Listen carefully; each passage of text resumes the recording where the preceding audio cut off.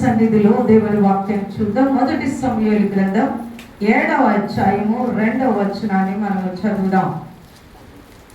సమూయేలు గ్రంథం మొదటి సమూయేలు 7వ అధ్యాయము 2వ వచనం.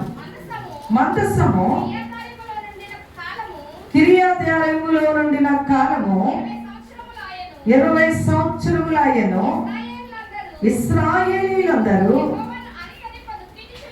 యెహోవాను అనుసరింప దుఃఖించుచుండగా. 12వ వచనాన్ని చదువుదాం. అప్పుడు సమూయేలు ఒక రాయి తీసి మిస్పాకును షేనుకును మధ్య దాన్ని నిలిపి, ఇంతవరకు యెహోవా మనకు సహాయము చేసినని చెప్పి దానికి ఎబెనేజరు అని పేరు పెట్టాను. హల్లెలూయా. 2 వచనాలు ఇక్కడ మనం చూస్తున్నాం. 2వ వచనం 12వ వచనం. సమూయేలు గ్రంథం. మందసము కిర్యతయరీములో 20 సంవత్సరములు ఉన్నది. ఎన్ని సంవత్సరాలు? జాగ్రత్తగా దేవుని వాక్యాన్ని వినండి. మీకు హెచ్చరిక చేసిన విధముగా నీకు నీవుగా దీవించబడాలంటే దేవునికి సరెండర్ అవు. లేదంటే బయట చాలా ఖాళీ ప్రదేశం ఉంది. తిరిగి తిరిగి ప్రార్థన అయిన తర్వాత నెత్తి మీద చేపెట్టించుకోవడానికి రా. ఏ పరిస్థితిలో ఉన్నా దేవుని సన్నిధిలో భయముతో ఉండాలని ఒక హెచ్చరికని ఇవ్వబడినది కనుక దానిని జ్ఞాపకం చేసుకుంటూ దేవుని వాక్యంతో నాతో మాట్లాడమని ప్రభుని అడుగుదాము. హల్లెలూయా. మందసము దేనికి సాదృశ్యం? దేవునికి. హల్లెలూయా. పాత నిబంధన కాలంలో మందసము మోయటానికి, మందసము తన గృహాలలో, తన పట్టణాలలో తమ మధ్య ఉంచుకోవటానికి ఎంతో ప్రయాసపడేవారు. కారణం, మందసం ఉంటే ఆశీర్వాదం ఉంటుంది, మందసం ఉంటే దీవెన ఉంటుంది, మందసం ఉంటే జయం ఉంటుంది. హల్లెలూయా. కానీ ఇక్కడ మనము నేర్చుకోవలసిన విషయాలు చూస్తే కిర్యతయరీము అనేటువంటి ఒక ప్రదేశంలో 20 సంవత్సరములు మందసము ఉంది. ఎన్ని సంవత్సరాలు? 20 సంవత్సరాలు మందసము ఉండాలి అని అంటే ఎంత దీవెన ఉండాలి, ఎంత ఆశీర్వాదం ఉండాలి, ఎన్ని మేలులు ఉండాలి. అందరూ దేవుని సన్నిధిలో ఎవరు కూడా బయటకు వెళ్ళడానికి వెళ్ళలేదు. దేవుని సన్నిధిలో కూర్చుని దేవుని స్తుతించడానికి సిద్ధపడండి. ఎబెనేజరే, ఎబెనేజరే. Praise the lord. హల్లెలూయా. జనవరి నెల ఎప్పుడైతే ఎంటర్ అయ్యేమో అప్పటి నుండి నేను ప్రార్థన చేస్తున్నా. ఎందువలనంటే మంచి భక్తులు ఇప్పుడు సభలు అయిన వెంటనే మరలా ఏంటంటే అక్టోబర్ 4 జరుగుతాయి. ఏంటంటే ఉపవాస కూటాలకు మరలా నా మైండ్లో అది ఉండి స్టార్ట్ చేస్తే మీకు ఆ టైంకి బలమైన భక్తులు వచ్చి దేవుని వాక్యాన్ని అందిస్తారు. హల్లెలూయా.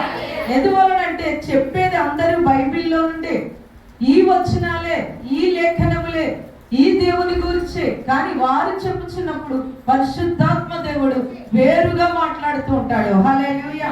ఒక్కొక్కరిని ఒక్కొక్క విధముగా దేవుడు వాడుకుంటాడని ఒక ఆశతో జనవరి నెల నుండి మేము ప్రార్థన చేసి ఈ ఏప్రిల్ నెల వచ్చేసరికి ముందు వెనుక ఏమైనా అడ్డుబండలు ఉన్నాయా, ఎవరికైనా ఎటువంటి ఆటంకం ఉంటుందా, లేదంటే కొన్ని పరిస్థితులు, కొన్ని ఫెస్టివల్స్, ఇవన్నీ చూసుకుని ఈ యొక్క డేట్స్ సిద్ధపరచుకుని మేము వారిని ఆహ్వానించినప్పుడు ఇంకా కొంతమందిని అడిగాము. కానీ వారికి వీలు లేని కారణముగా ఈ యొక్క పేపర్లో, ఈ యొక్క పత్రికలో, ఈ పాంప్లెంట్ లో వేయించబడిన దేవుని సన్నిధిలో భక్తులు మన మధ్యకు రావడానికి దేవుడు కృప చూపుచున్నాడు. హల్లెలూయా.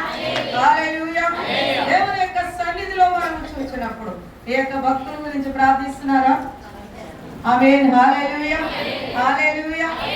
దేవుని సన్నిధిలో ప్రార్థించి అడిగినప్పుడు వారు మన మధ్యకు రావడానికి దేవుడు చూపించినటువంటి మహా ఉచితమైన కృప. హల్లెలూయా. ఎంతవరకు ప్రయాసపడ్డాం, ఇంతవరకు ప్రభు సన్నిధిలో ప్రార్థించాం. ఇంకొక వారం దినములు, ఈవేళ ఉదయకాలమే నాకు సడన్ గా మెలుకోవచ్చు, అమ్మో ఇంకొక వారం దినములు ఉన్నది, ఏ విధంగా సభలు జరుగుతాయి ప్రభు, ఏ విధంగా జరిగించుకుంటావు అని ఒక విధమైనటువంటి భయం అనిపించింది. హల్లెలూయా. అయినప్పటికీ రాత్రి మనం చెప్పుకున్న వాక్య ప్రకారం దావీదు యెహోవాను బట్టి ధైర్యము తెచ్చుకొనెను. హల్లెలూయా. ఆ విధంగా ప్రభు సన్నిధిలో ప్రార్థించి మీ అందరి సహకారముతో, మీ అందరి ప్రార్థనలతో దేవుడు ఆశీర్వాదకరంగా ఈ భక్తులను మన మధ్యకు తోడుకు రావడానికి 27, 28, 29 రాత్రులు 7 గంటలకి సభలను ఏర్పాటు చేయడానికి దేవుడు మనకు చూపిన కృపను బట్టి మనమందరము దేవునికి స్తోత్రం చెల్లిద్దాం. హల్లెలూయా, హల్లెలూయా. ఇంతవరకు దేవుడు సహాయం చేశాడు, ఇంకా ముందు కూడా మనకు దేవుడు సహాయము చేయబోతున్నాడు. హల్లెలూయా, హల్లెలూయా.